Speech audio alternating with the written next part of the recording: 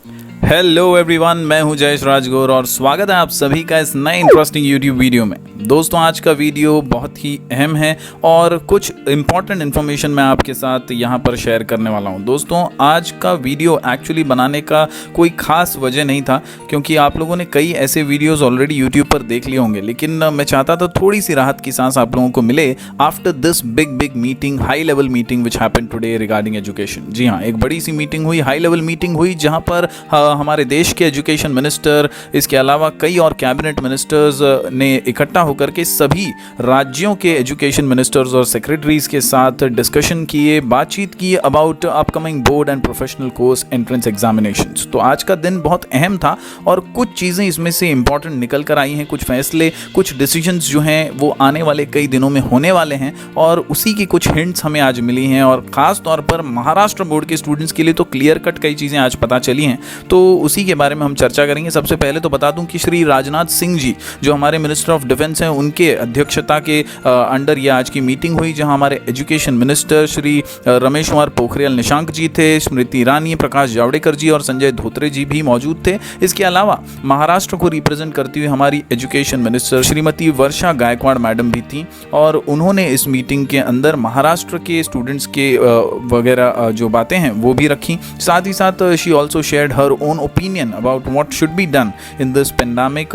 ये सिचुएशन के अंदर कैसे एग्जामिनेशन कंडक्ट करना मुश्किल है और बच्चों के लिए कैसे कोरोना वायरस ज़्यादा जो थर्ड वेव है वो खतरनाक हो सकती है, उसके बारे में इन्होंने अपने ओपिनियन शेयर किए। फाइनली मीटिंग कंक्लूड होने के बाद दोस्तों कुछ ट्वीट्स आए सामने और वर्षा गायकवाड़ मैडम ने अपने ट्विटर हैंडल के जरिए बहुत सारी बातें यहाँ पर बताई हैं, जिनके जरिए कुछ तो हिंट्स हमें मिल रहे हैं और क्लियर कट हमें ये पता भी चल रहा है कि महाराष्ट्र के बच्चों के बारे में वर्षा गायकवाड़ जो हमारी एजुकेशन मिनिस्टर है वो क्या सोच रही हैं। उन्होंने पहले ट्वीट के अंदर कहा कि भैया, health and mental wellbeing of children, their families must be our priority. Students parents have been sharing their concerns regarding sitting for exams amid the pandemic. यानी कहीं ना कहीं उन्हें हमारी तकलीफों के बारे में अंदाजा है, ऐसा उन्होंने इस ट्वीट के जरिए कहा। उन्होंने ये भी बताने की कोशिश की कि भैया, हमारी भी प्रायोरिटी यही है कि हेल्थ और मेंटल वेलबींग बच्चों का, उनके परिवार वालों का बना रहे।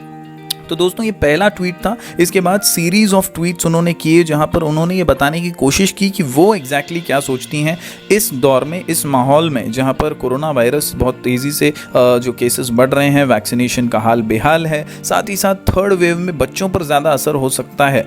इसके बारे में उन्होंने सोचते हुए क्या सजेशंस दिए बड़ी सी हाई लेवल मीटिंग के अंदर, और उन्होंने अपनी राय भी ट्विटर के माध्यम से हमें बताने की कोशिश की। जो अगला ट्वीट था दोस्तों, उसके अंदर उन्होंने खुलकर एक बात कही और वो कुछ इस प्रकार थी। उन्होंने कहा, students have been studying in class 12th for over 14 months and personally, जी हाँ, ये बात बहुत अहम है, personally I believe that we should remove the uncertainty regarding exams and take a decision that is in students interest. ये अहम tweet दोस्तों, ये उनकी पर्सनल बिलीफ भी उन्होंने बता दी, उनकी मानसिकता क्या है एग्जाम्स को लेकर। फिलहाल इस माहौल में बच्चों की फिक्र भी उन्हें है, साथ ही साथ उन्हें ये जानती हैं कि 12वीं के जो स्टूडेंट्स हैं वो 14 से 15 महीनों से 16 महीनों से एक ही क्लास में पढ़ाई कर रहे हैं, उनके फ्यूचर का क्या होगा ये टेंशन उन्हें भी है और उन्हें फाइनली समझ तो आ ही गया कि भैया 12th वालों का क्या होगा, 12th वाले किस अनसर्टेनिटी से गुजर रहे होंगे। तो पर्सनली उन्होंने खुद की राय तो यहाँ पर रख दी है और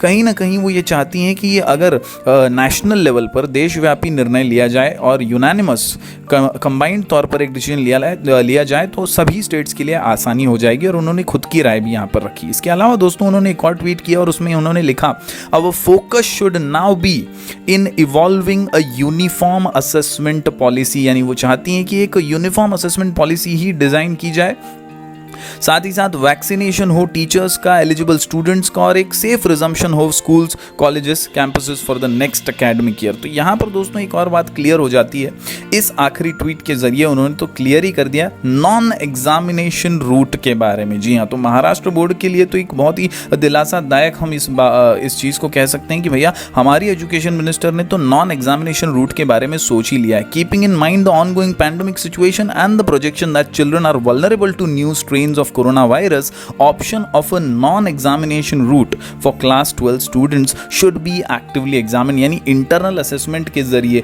कैसे बिना एग्जाम लिए हम बच्चों को तकलीफ दिए बिना कैसे उन्हें आगे फ्यूचरिस्टिक कोर्सेज के लिए ले जा सकते हैं, कैसे प्रमोट कर सकते हैं, या इंटरनल असेसमेंट से क्या क्या किया जा सकता है, इसकी जांच होनी चाहिए। ये क्लियर कट महाराष्ट्र बोर्ड के लिए हमारी एजुकेशन मिनिस्टर श्रीमती वर्षा गायकवाड़ जी ने अपने ट्वीट्स के जरिए कह दिया। तो दोस्तों उम्मीद करता हूं सभी चीजें आप समझ पा रहे होंगे, और आज का फैसले की अगर हम बात करें कुल मिलाकर के तो यही निकल के आता है कि वर्षा गायकवाड़ जी ने तो अपना स्टैंड एकदम क्रिस्टल क्लियर कर दिया है।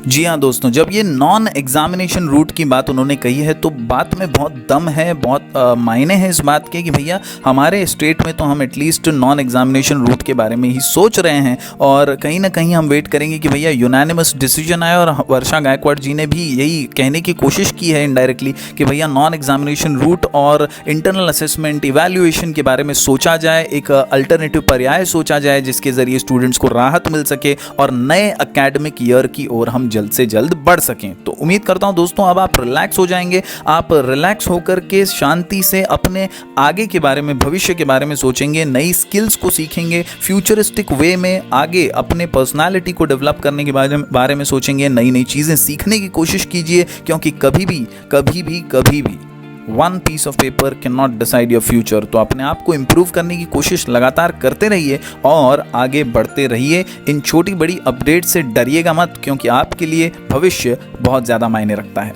और अल्टीमेटली दोस्तों कोई अपडेट या कोई फैसला आपके डिसीजंस को बदल नहीं सकता। तो अल्टीमेटली फ्यूचर आप ही को बनाना है, आप ही को अपनी जिंदगी का फैसला लेना है। तो डटे रहिए, बने रहिए और आगे बढ़ते रहिए। समय का सदुपयोग कीजिए, टाइम को वेस्ट किए बिना नई स्किल्स को डेवलप कीजिए, अपनी पर्सनालिटी को डेवलप करते हुए आगे बढ़ते रहिए, क्योंकि you are going to make your future ultimately. So build wisely and build nicely. आप ही अपने भविष्य के खुद शिल्पकार हैं, तो उसे अच्छा बनाइए, बेहतर बनाइए और जबरदस्त बनाइए। Thank you very much, take care, bye bye.